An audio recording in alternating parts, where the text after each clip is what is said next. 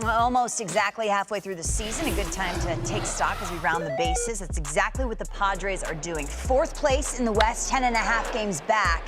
And Joe Musgrove not mincing words on what he thinks of their start. Listen to this.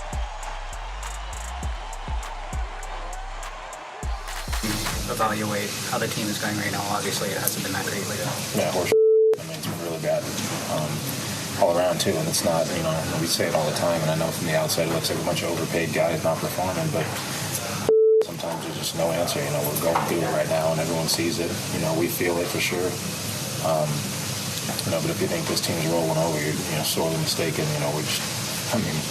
We're trying to find out what it is. We're switching up routines, taking different approaches, having meetings. We're talking about all these things, and it's just not going our way right now. And it feels like every loss that goes by just piles on and piles on and piles on. So we need to put a couple good games together here and get on a little bit of a run and start finding our identity. But there's plenty of fight left in this team. We haven't played our best ball yet, and we're damn sure not giving up yet. You guys were both blessed to be a part of some incredible teams. Yeah. When the talent was off the charts and when it wasn't translating on the field, was there a common theme as to why it wasn't working? Well, the only common theme I can find is you sometimes get on a team where baseball is a streaky game, right? You can get in a way where you feel every night, it doesn't matter what happens.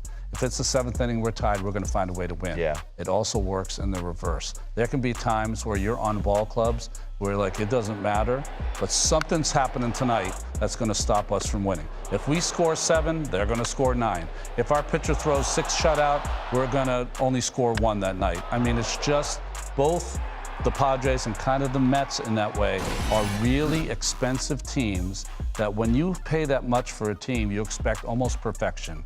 And you're not getting that. It's got to turn. Yeah. I'm sorry. I sit there and I watch, and they're playing with a malaise over them. They're having individual at-bats. They're all trying to do it alone. Tatis, Machado. They're trying to carry. Machado, 248 with a 690 OPS. Bogarts, Cronenworth.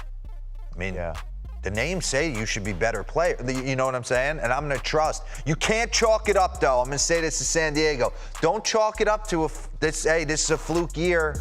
We're all struggling. There's 80 games left. You could get super hot, and no one's going to want to play you in the postseason. I promise you. They're arguably the most talented team on paper in the entire sport. Yeah.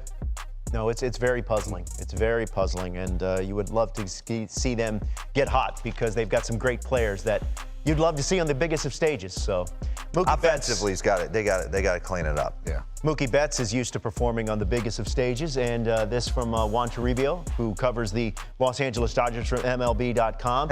Mookie Betts making it official. He's an all-star, and he's committed to take part in the home run derby. His mom said his mom told him to not finish last. I love he's doing this. Yes. It takes guts, right? I love that he's doing this. Watching these guys, the most fun I had being the manager was getting a chance to go underneath and watch these guys work on their craft on a daily basis in the cage. And Mookie is not in the cage working on trying to roast balls into the left field seats. This is a guy who's measured in his approach and what he's trying to do. So I'm a little stunned he's going to do this. I think he just wants to check it off on his bucket list of things to accomplish. And don't be shocked. It doesn't matter. Wall scrapers count too. Maybe he's got some big time pop. I'm sure they wind those balls pretty tight. Well, we've also found that the athleticism, the ability to last a long time in those home run derbies is just as important as how much power you have. But even more importantly, I think, when we think of home run hitters, we think of Judge and Alonso, these behemoths. Yeah. And to have Mookie, I would argue Ozzie Albies, I would love to see in the home run derby as well. These smaller athletes, or harkens back to, remember Spud Webb won the dunk contest? That's right. It'd be a really cool thing to have someone who is not as big as the big home run hitters win it all. Let me start with you on this one here, Ron. His teammate Clayton Kershaw says he's dealing with kind of a shoulder issue. He called it cranky. What do you think he's going through? Is that something you experience? I'm sure he's not the first pitcher, major league pitcher, to deal with something like that. I didn't laugh when I heard that, but I smiled because if you're a former pitcher, you know what cranky means. It's just, it's a little irritable. I know they said he had a shot for it. Don't forget, the last 2 seasons, he started 22 times in both seasons. This is kind of the strange norm for Clayton, I think, the last few seasons. He's an older pitcher, and he's out there every time you're going to get an unbelievable effort. He's having an unbelievable year this year. He's been the foundation for that pitching staff with everyone they've moved back and forth. But I think more importantly, you expect 22 to 25 instead of the 32 to 35. I just love the fact that, listen, he's one of the greatest pitchers, if not the greatest pitcher of our generation. He's on like the Mount Rushmore of what he's been able to accomplish. And I think he knows himself better than anyone. And I talked to him a bunch this offseason trying to get him on the squad. He wanted to. Oh, he wanted bad on that squad. That should have happened, by the way. That's another story. But anyway, I think he knows what he needs to do to get to the finish line, period. And he knows in October they're going to need him. And if he needs a couple of days here because of the cranky shoulder. I mean, his career ERA 2.48. Think about that over 16 years. That's not a year with an ERA of 5, maybe one with an ERA of 4. The consistency is crazy. Hey, the All-Star starters revealed, speaking of Clayton Kershaw last night, we said overall, have a look at the American League, that they got it right. When you I mean, the Texas Rangers fans came out in droves. Yes, they did. they Emma did. Jones was just talking about that. Wow. The Rangers I'm glad and the Blue Jays fans. I think for me, I look at Yandy I was Diaz. just going to say that. I'm so happy for him. I don't think in his wildest imagination did he think, you know, I'm going to eventually start an all-star game at first base. And what he's done for his career in the Tampa Bay Rays and becoming that power source Josh for Young, them. the rookie.